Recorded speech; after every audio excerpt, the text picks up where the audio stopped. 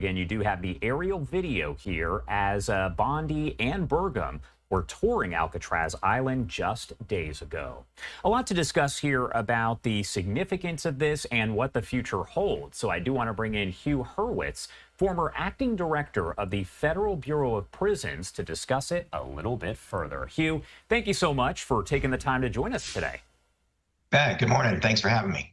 Of course. And first off, the question that's on everyone's mind, based on your expertise, your experience, is reopening Alcatraz a real possibility? Well, I guess anything's possible if you put enough money to it. It's going to take a massive investment in funds, and it's going to take a number of years. As you probably saw in the video there, the building is not in any kind of shape to be housing any people. There's no budget for this right now, and it's going to take a lot of money to do it. Probably in the neighborhood of I think between 500 and $1 million and $1 billion. Although I've seen reports citing some administration officials saying it could cost as much as $2 billion. So it's going to take a lot of money to do this. But yeah, if money's no object, then sure, it can probably be done. Kind of going a little bit deeper into that here, what are maybe some of the logistical obstacles and maybe even legal obstacles that would have to be overcome? Sure. Well, I mean, logistically, it's going to take a huge effort. The walls, the ceilings are moldy, they're falling down, if they even still exist. The building is not going to be, I don't think, is even repairable. They're going to pretty much have to tear it down and then rebuild and put a new building or new buildings there. So remember what that means. I mean, you're on an island, so it's not like they can just drive a bunch of dump trucks up and cart away all the debris and bring all the construction materials on. You're going to have to use boats and barges, and it's going to take a lot more time and a lot more effort to build a prison. Even if they try to renovate what's there, besides the fact that it's literally falling down, there's no modern security, there's no cameras. So all of that needs to be put in place, along with pretty much replacing the entire guts of all of these buildings. So that in itself is going to be a huge effort. And then, legally, the Bureau of Prisons doesn't own it. There's ways to get it transferred back to them, but there's environmental laws that are going to be in place, the NEPA and Environmental Protection Act, that's going to require a lot of steps to go through before they can just decide to build a prison there or even renovate it. So I'm not familiar with all of those legal laws, but I know that itself is a process. The NEPA process itself is a process that's going to probably take 1 to 2 years to do if they started today. So you're talking about well beyond the end of the Trump administration before anything is going to be built there, if they try and do it.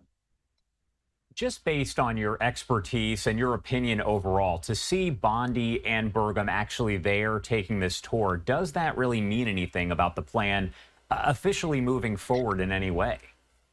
Sure. Well, I mean, look, they're following through on what the president asked them to do. The president asked them to look into it, and that's what they're doing. I think once they look into it and realize the logistical challenges, the massive costs, there are way cheaper ways to build a high security prison, if they even need to do that. And I don't think they do, but there are other ways to do that. And I think they'll find that out once they do the assessment that they're doing, that they're going to do. And, look, if I was the attorney general, I'd be doing the same thing. The president asked me to look into it, and that's what they're doing. I wouldn't read anything into that until we hear what their assessment is, once they've had professional teams that know how to do construction look into it. When you talk about the modern day Supermax prisons, how do those compare to what Alcatraz used to be? I know we're going back decades there to even discuss that, but how do they compare? Do they compare? Yeah, I mean, there's really no comparison. I mean, Alcatraz was a place to house people in the most secure, confining conditions. As a matter of fact, the cells in Alcatraz were tiny. As a matter of fact, if you were 6 foot, I think they were less than 6 feet high. So if you're a 6 foot person today, you can't even stand up in a cell at Alcatraz. Today, the Bureau of Prisons has what they call Supermax prison in Florence, Colorado. That was built to replace Alcatraz. That has got much higher security, sally ports. It has state-of-the-art technology, cameras, sensors, electronic controls for the cells. So it's completely different and much more modern than anything Alcatraz has ever been used for. Alcatraz is also very small. Alcatraz, I think, had a capacity of a little over 300, 330 or so, and they usually only held about 260 people there. The ADX in Florence that I referenced before has a capacity of 490, and as it is, that's the Bureau of Prisons' smallest high security prison. The Bureau of Prisons has other high security prisons that hold upwards of 1,000 people or more. So it's just completely different than anything else that the Bureau of Prisons is operating today. And you're looking at some of that aerial video of the tour earlier on, just really a few days ago here with Pam Bondi. Now, what led, and I don't want to go too far into the weeds here, but what led to Alcatraz being closed all those decades ago? Was there one single thing that caused it to be closed?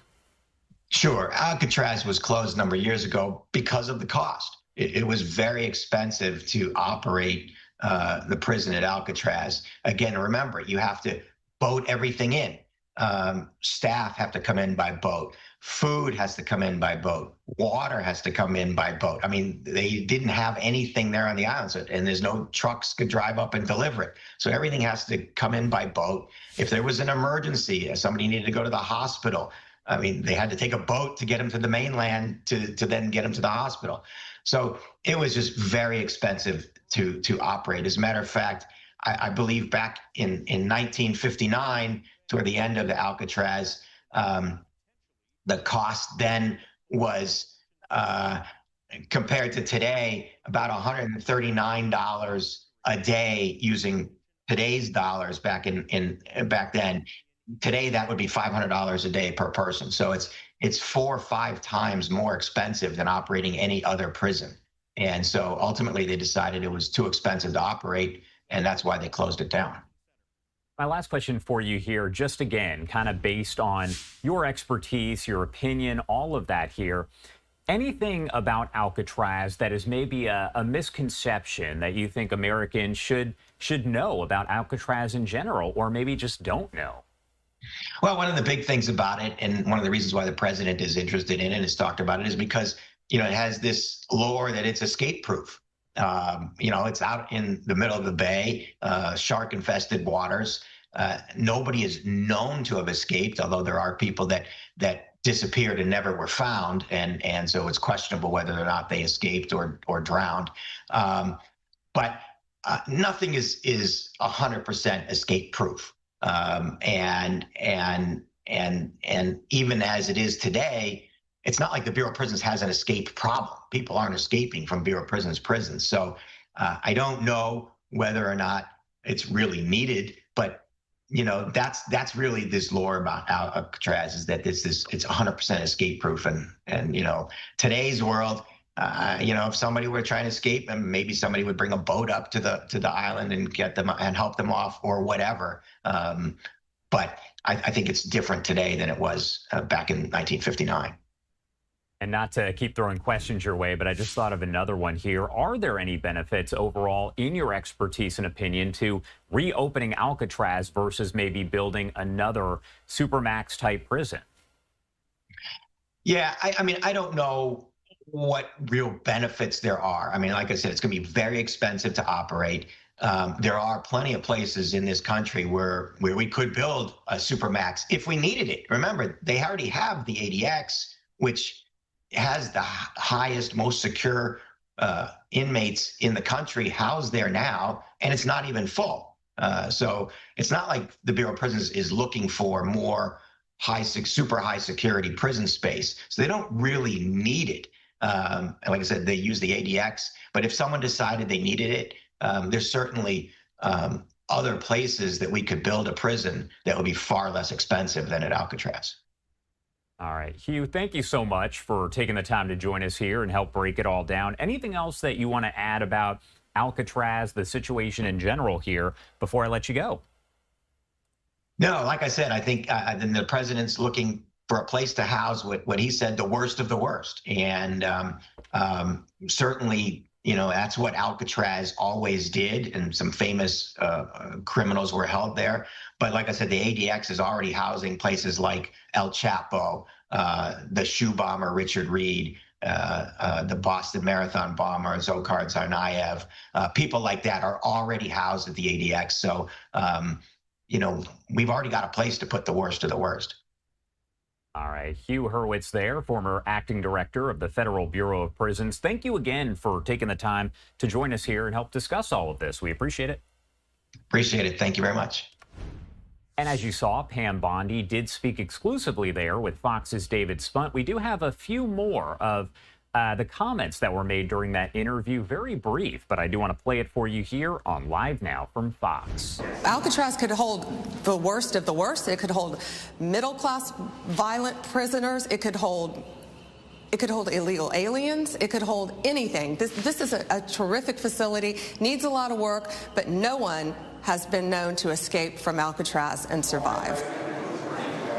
Well, critics of the move, John, and there are plenty, say this is a distraction from other headlines, including the Epstein story, and this may just be a shiny object from the president. Former House Speaker Nancy Pelosi, who represents San Francisco, called this, quote, the stupidest initiative yet of the Trump administration.